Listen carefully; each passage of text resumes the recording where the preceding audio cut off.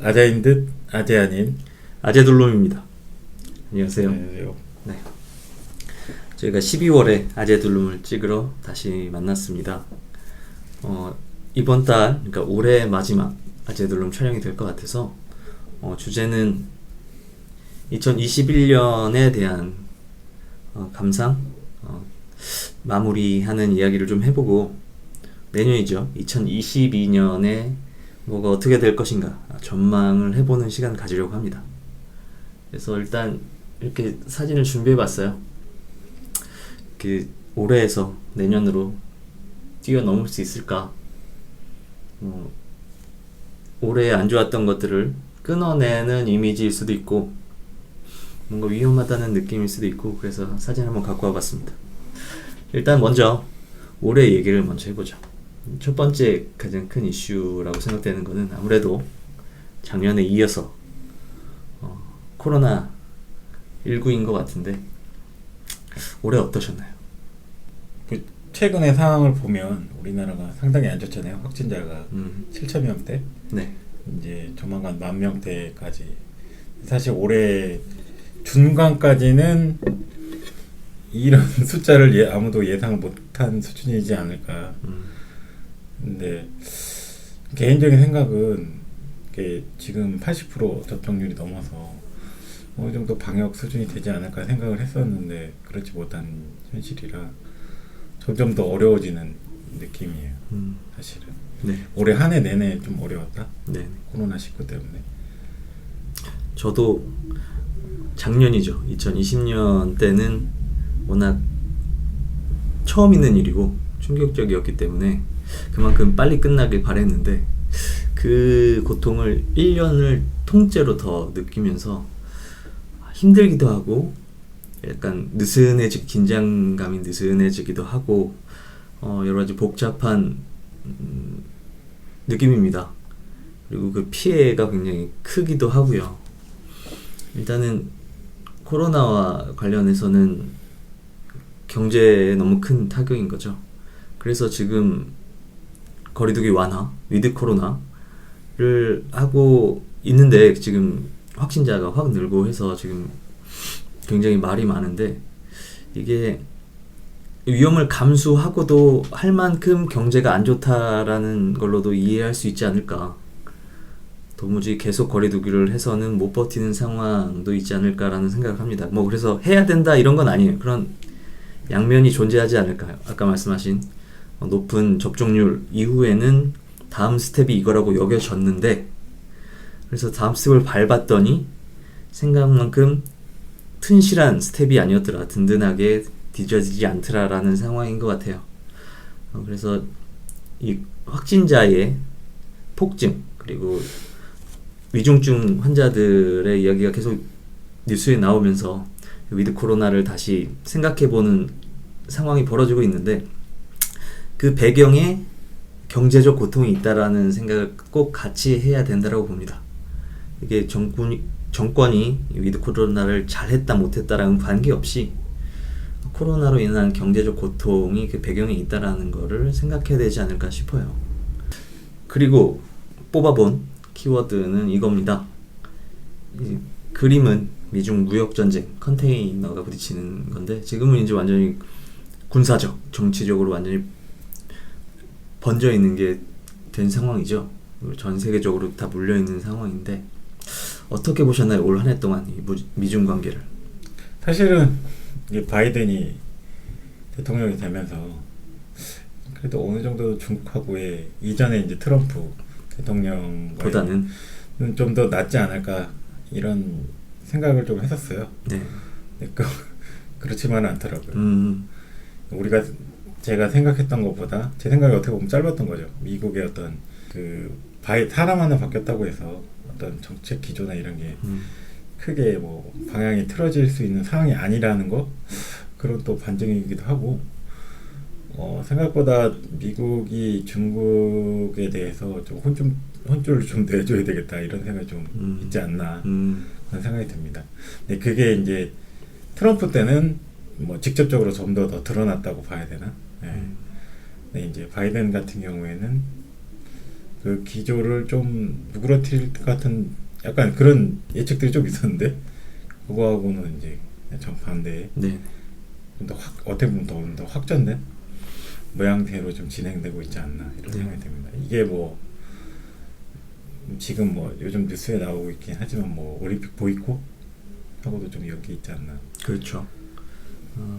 말씀하신 것처럼 일단 트럼프가 중국을 대하던 것들이 어떻게 한 나라의 정상으로서 저렇게 할 수 있나 싶을 정도로 과격했다라면 일단 바이든은 트럼프가 아니고 정당도 다르기 때문에 뭐 다른 걸 기대할 수도 있었죠. 하지만 그때 제가 영상에서 말씀드린 걸로는 중국에 대한 트럼프의 대처의 방식, 스타일과는 다르게 중국에 대해서 뭔가 문제점, 반감을 가지는 공감대, 그러니까 미국 내부에서 뿐만 아니라 이게 서구, 유럽을 배경으로 이렇게 공감대가 형성되어 있기 때문에 그 기조가 그대로 갈 거다. 오히려 트럼프가 그렇게 세게 해놨기 때문에 오히려 다음 정권이 쉽게 기조를 유지할 수도 있을 거다라고 생각을 했는데 그렇게 되는 것 같아요. 트럼프만큼 이렇게 자극적이지는 않지만 지금 동맹국들을 중심으로 이렇게 중국에 대한 압박을 계속하고 있고 중국의 입장에서는 어떨까요? 중국이 이제 내년에 시진핑이 어떻게 보면 장기 집권의 길을 갈 수 있는 어떤 그런 이벤트가 또 있잖아요. 거기다가 올림픽도 있고 올림픽 말고 또 다른 뭐 스포츠 행사가 또 있을 거예요. 제가 기억이 잘 안 나는데 그런 정도로 좀 외연 확장이나 자기네들의 어떤 이미지 뭐 정치적으로도 그런 부분들이 되게 중요한 내년 한 해인데 지금 미국과의 어떤 껄끄러운 관계에 있어서 본인들은 내부적으로는 이걸 어떻게든 좀 해소하려는 방향으로 좀 나아가지 않을까. 네. 왜 그러냐면 내부적으로 좀 결속을 다지는 단계에서 외부의 어떤 트러블이 도움이 될 수도 있겠지만 지금 상황에서는 도움이 좀 안 되지 않을까 그런 생각이 듭니다. 네.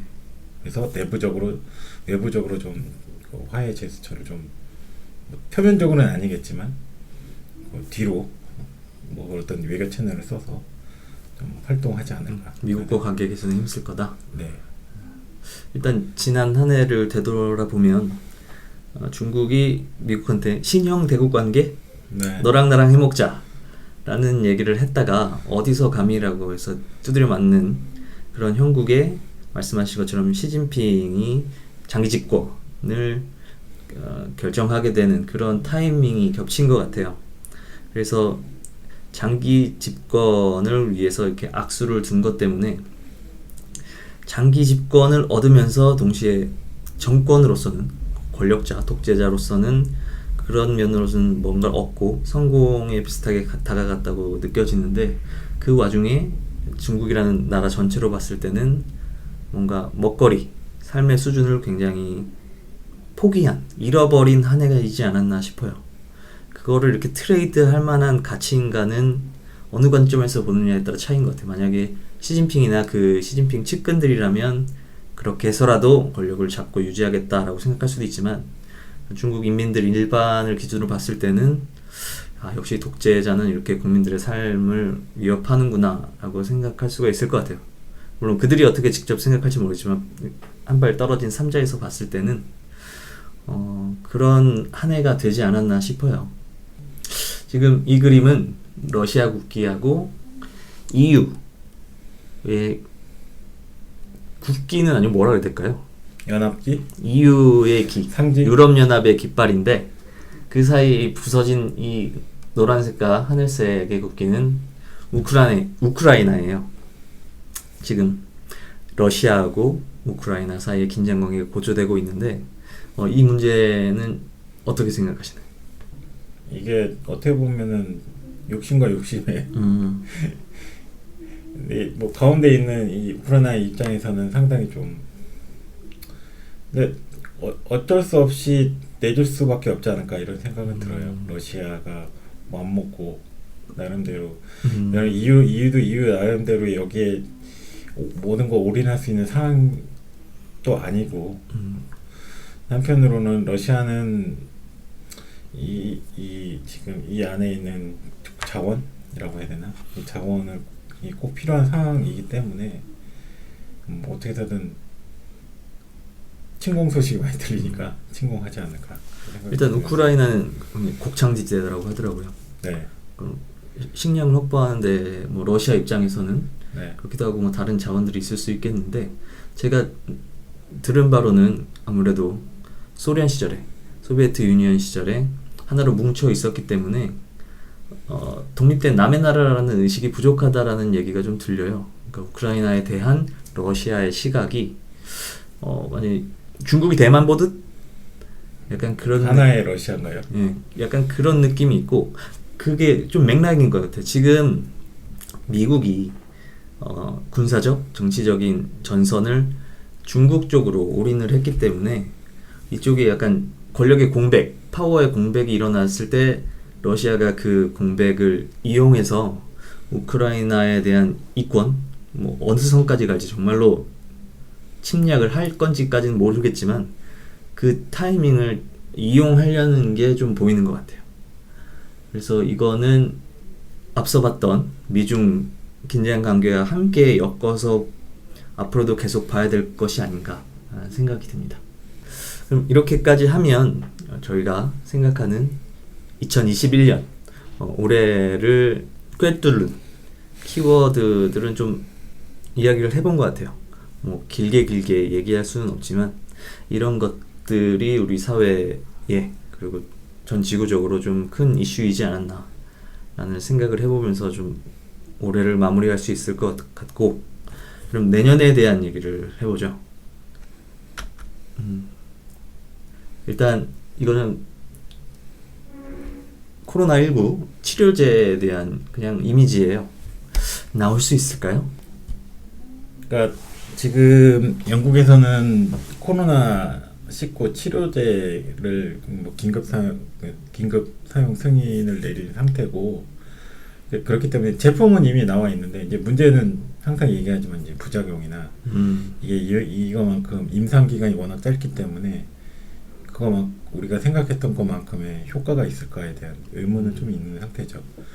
그리고 우리나라 같은 경우에도 저번에도 한번 얘기했지만 이제 주사제 맞아서 1시간 정도 맞는 수액 형태의 그 치료제가 있고요. 네. 그렇기 때문에 내년에 아마 생산은 될 겁니다. 나와서 우리나라도 이미 상당 부분을 좀 구매를 이제 미리 선구매를 하고 있는 상태라서 나오긴 나올 텐데, 문제는 지금 코로나 변이나 이게 오미크론이라는 변이가 새로운 변이가 또 나왔기 때문에 이 치료제가 효과가 있느냐에 또 문제 있는 거죠. 지금 현재 백신에 대한 불신도 또 있는 상태이기 때문에 그렇죠. 백신만큼 치료제가 어느 정도 또 효과가 있는지도 상당히 좀 관건인 거죠. 내년에. 이미 이제 제품은 나와 있는데 이제 얘기했지만 부작용이나 효과성에 대해서는 의문이 있는 상태입니다. 네. 이런 기대감을 사실 우리가 작년에는 백신에 기대를 했었죠. 네.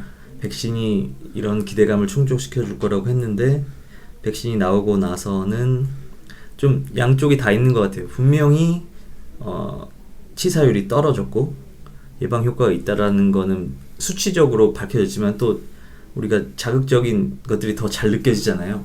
네. 갑자기 돌연사했다더라, 뭐 무슨 병이 생겼다더라, 그리고 돌파 감염들에 대한 공포들, 그런 것들 때문에 백신에 대한 기대감은 많이 줄고, 그리고 지금 백신 접종률이 높아서 위드 코로나를 했는데 이 코로나의 반격처럼 느껴지는 이런 현상들 때문에 큐어에 대한 기대감이 지금 그 백신에 대한 기대감에서 옮겨간 것처럼 느껴지기도 하면서, 말씀하신 것처럼 백신에서 느꼈던 이런 우왕좌왕하는 것들이 큐어에서도 똑같이 느껴지지 않을까.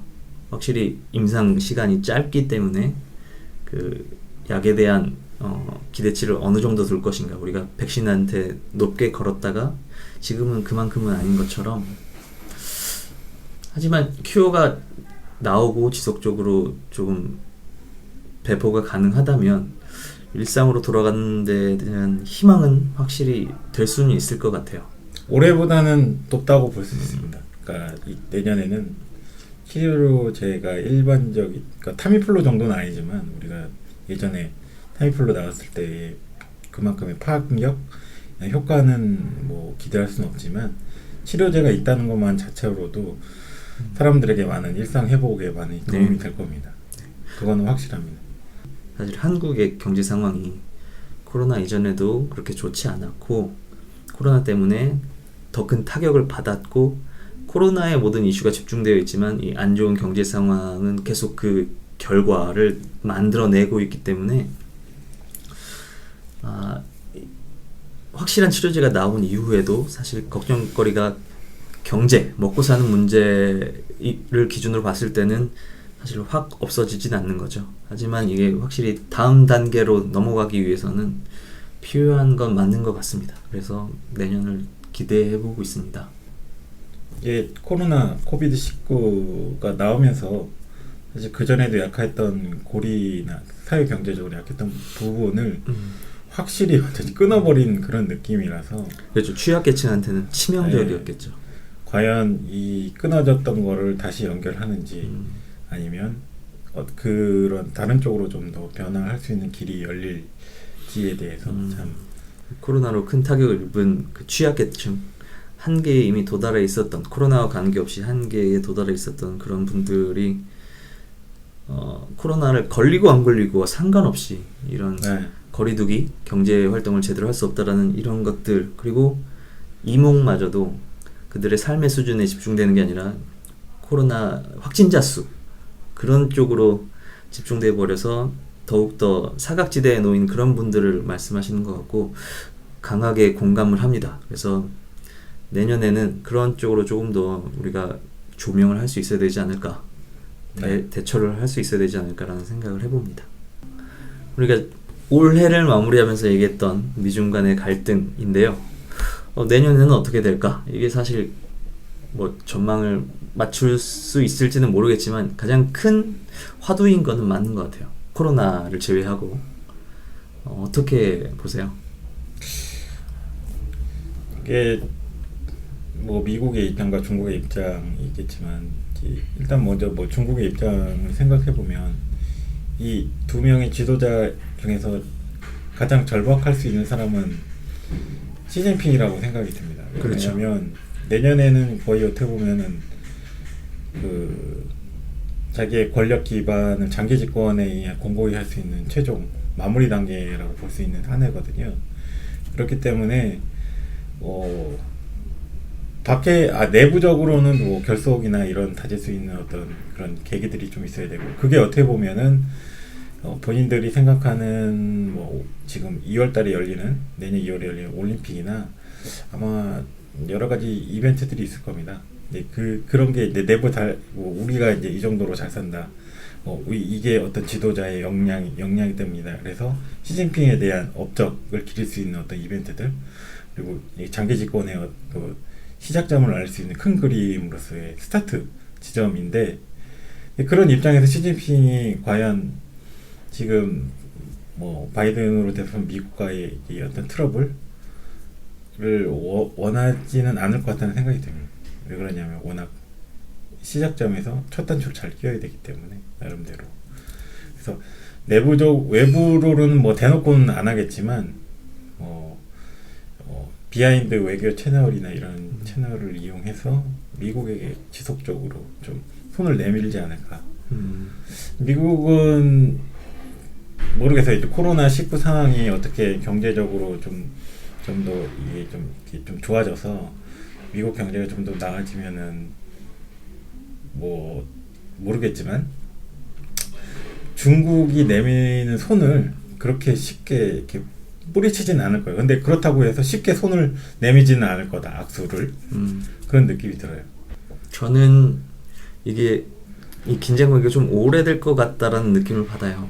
제가 지난 동영상에서 예전에 소련과 미국과 있었던 그 냉전이 떠올리게 됐다라고 말씀을 드렸는데 일단 시진핑이 독재의 기반을 어느 정도 다진 걸로 보여지고 지금 우리가 코로나 관련해서 코로나가 좀 종식이 되거나 정리가 되면 우리의 삶의 힘듦이 드러날 거라고 했는데 중국도 그런 문제가 있죠. 네. 그래서 거기에 대해서 중국 시진핑 정권이 어떻게 대응할 건가 그거 대응하려면 아무래도 미국이 하는 경제 제재를 조금 유연하게 만드는 게 목표일 수 있어서 지금 하신 말씀에 동감을 하면서도 이게 짧은 기간 내에 모두가 확 바뀌고 마치 이 긴장관계 이전으로 돌아갈 수 있을까라는 생각을 하면 그거는 아닐 것 같다라는 생각을 합니다.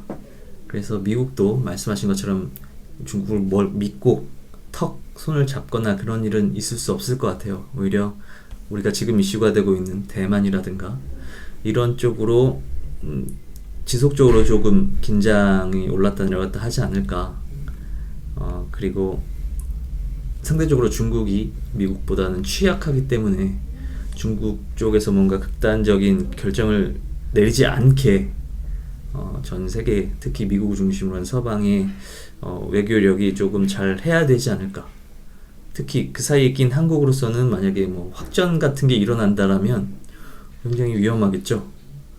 그렇기 때문에 이 둘의 긴장 관계가 파괴적으로 물리적 충돌로 일어나지 않으면서 뭔가 경제력으로 좀 정리가 되는 상황으로 펼쳐지기를 희망하는 거죠. 군사적으로 뭔가 불꽃이 튀기기 시작한다면 모두가 얻는 게 없는 루즈루즈 게임이 될 거고, 윈윈은 사실 냉전을 우리가 경험해봤기 때문에 윈윈을 기대하기는 쉽지 않겠지만 전 지구적으로 봤을 때 평화적인 방법으로 이런 경쟁 상황이 조금 풀려나갔으면 하는 기대를 하고 있습니다. 푸틴입니다. 러시아의 대통령이죠. 독재 권력을 갖고 있는 것처럼 보여지는데 이쪽은 어떻게 될까요? 근데 살짝 이 지도에 오류가 있네요. 그러게요. 브렉시트를 한 나라인데 그 전에 만들어진 이미지인 것 같습니다. 네. 푸틴도 어떻게 보면은 지금 장기 집권을 뭐 대놓고는 아니지만 사실 누구나 다 알고 있으니 장기 집권하고 있는 상태에서 러시아 경제가 이렇게 워낙 안 좋잖아요. 그렇기 때문에 앞서 EU하고의 어떤 갈등 관계가 있다고 봐야 되나? 뭐 서로 지금 거기에 대표되는 게 이제 우크라이나 이제 침공 1월 초에 뭐 다음 달이 되면 알겠지만 침공을 준비하고 있다는 소식이 워낙 많이 들리고 내년 초에 뭐 있을 수도 있다라는 기사들을 봤는데 내년 초에 그렇게 시작함으로써 여러 가지 러시아가 뭐 다른 EU 국가들과의 어떤 트러블은 대놓고는 하지 않겠지만 상당 부분 내년 한 해는 좀 더 시끄럽지 않을까. 러시아가 시끄럽다기보다는 이 푸틴 이 대표되는 집권층에 대한 그 외교적 좀 이야기들이 많이 나올 것 같습니다. 이목이 많이 중심이 될 거다. 네, 유럽 쪽에서. 네. 저는 일단 아까 말씀드린 것처럼 이전에 미중 간의 긴장 관계, 패권 싸움의 연장선으로 봐야 될 거라고 보는 게 미국이 이쪽 러시아, 유럽 쪽에 대한 관심도를 일단 중국으로 힘을 외교 군사적인 중요도를 중국 쪽으로 확 몰았기 때문에 그런 힘의 공백을 푸틴이 좀 이용해서 이권을 챙기려고 하는 기분이라고 말씀을 드렸고, 그리고 신냉전의 느낌이라는 기준으로 봤을 때 공산당이 집권하고 있는 중국과 지금은 뭐 민주화를 했지만 공산주의를 경험했고 그리고 푸틴이 독재를 하고 있기 때문에 실질적인 독재를 하고 있기 때문에 중국과 러시아라는 공산주의에 대한 경험을 공유하는 두 독재 국가가 유럽과 미국 우방들 나라 사이에 새로운 냉전 전선이 형성되는 느낌을 받아요. 그게 러시아로서 좀 현명한 선택인가 생각해 볼 문제라고 생각합니다. 아까 중국의 시진핑의 입장과 중국 인민들의 입장이 좀 다를 수 있다라고 한 것처럼 지금 러시아의 푸틴 대통령이 하는 결정들이 정말 러시아 국민들한테 도움이 되는가에 대한 생각을 해보면 그렇지 않다라고 보는 거죠. 이렇게 자꾸 적을 만들고 공격을 하면서 하는 것들이 저쪽이 나아갈 방향이 아닌 것 같은 느낌이 듭니다. 그래서 중국과 러시아 대 미국, 유럽을 포함한 우방들, 서방들의 이런 긴장 관계가 좋아 보이지 않는 거죠. 그리고 이전의 냉전과는 다르게 중국도 경제는 시장 경제를 하기 때문에 미국과 다른 세계 여러 나라가 엮여 있어서 미국의 제재들이 뼈아픈 것처럼 러시아도 뭐 가스, 소금관을 포함한 이 자원들이 전 세계, 특히 유럽과 밀접하게 연관이 돼 있기 때문에 너무 노골적으로 액션을 취하기는 쉽지 않을 수도 있겠다라는 생각을 합니다. 하지만 동시에 여기 나토로서 자리하고 있었던 미국의 공백이 푸틴의 판단에 영향을 줬을 거라고 보기 때문에 앞으로 미중 간의 긴장 관계가 조금 우호적으로 된다라면 푸틴이 눈치를 좀 보겠죠. 하지만 미중 긴장 관계가 계속 높아지고 만약 대만 같은 곳에서 뭔가 이목을 끄는 사건들이 터진다라면 푸틴은 그걸 놓치지 않겠죠. 네, 마지막으로 내년 우리나라에 있을 대선이죠. 지금 민주당의 이재명 후보하고 국민의힘의 윤석열 후보입니다. 어떤 생각을 하시나요? 꼭 둘을 중에 누굴 꼭 골라야 되나 이런 생각 먼저 그게 들고요. 그렇다고 해서 나온 다른 사람들을 봐서는 뭐 누굴 찍고 싶다는 생각은 솔직히 안 드는 상황입니다. 뭐 왜 이렇게 됐을까에 대한 고민을 좀 해봤는데 이 둘이 이제 선거하는 걸 뉴스에 너무 많이 나오잖아요. 우리나라 코로나19 다음으로 가장 메인 뉴스 중에 하나인 거의 뉴스를 도배하는 내용들인데 이 대통령을 뽑는 선거인지 누구누구 나쁜 사람은 덜 나쁜 사람을 꼭 뽑아야 되는 것 같은 그런 제 나쁜 놈이에요라는 그런 느낌의 뉴스들만 나오기 때문에 뭘 어떤 정책을 내놓는지 모르겠어요 전혀. 범죄자 공개 수사하는 방송 같은 느낌이죠. 그렇죠. 이 대선이 뭔가 앞으로 더 나아지려는 정치적인 선택이 되어야 된다라는 생각을 하는 입장에서 이렇게 실망스러울 수가 없죠. 그리고 거기다가 지금은 코로나 상황이잖아요. 예전에 IMF 때는 전 대학생이었기 때문에 경제적인 그런 상황은 잘 몰랐지만 분위기는 있잖아요. 그 당시에 어떤 분위기들. 근데 그때보다 지금이 더 어떻게 보면 경제적 상황 분위기가 더 안 좋은 상황에서 우리나라의 수장을 뽑는 자리가 이런 어떤 개싸움 같은 그런 느낌에 어떻게 해야 되겠다는 이야기들은 없으니까 참 안타깝죠. 여론조사라든가 정당의 지지도 같은 거를 봤을 때 가장 유력한 두 명의 사진만 올려놨는데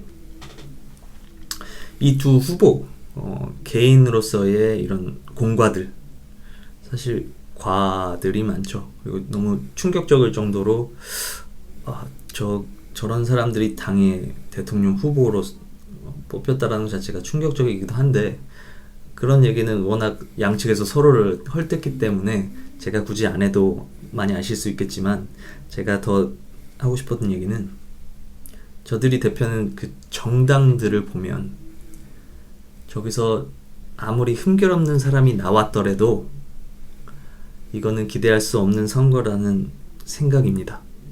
저 정당들 지금 문재인 대통령이 정권을 잡고 있는 저 민주당과 박근혜 대통령의 국정농단으로 국민들의 심판을 받았던 다 주고 가던 저 국민의힘 저들이 계속 나눠먹고 돌려먹고 하고 있는 이 정치 권력 이걸 봤을 때 저 인물들의 약점들 잘못들을 지적하는 게 무슨 의미가 있나 싶은 그런 생각입니다. 오히려 저들의 개인적인 약점들, 잘못들을 공격하면 우리가 이길 수 있다 라는 그런 생각들이 오히려 더 공포스러울 정도로 한심하게 느껴집니다. 한국 정치판에 대한 제 생각이 이 정도까지 기대치가 낮아졌어요.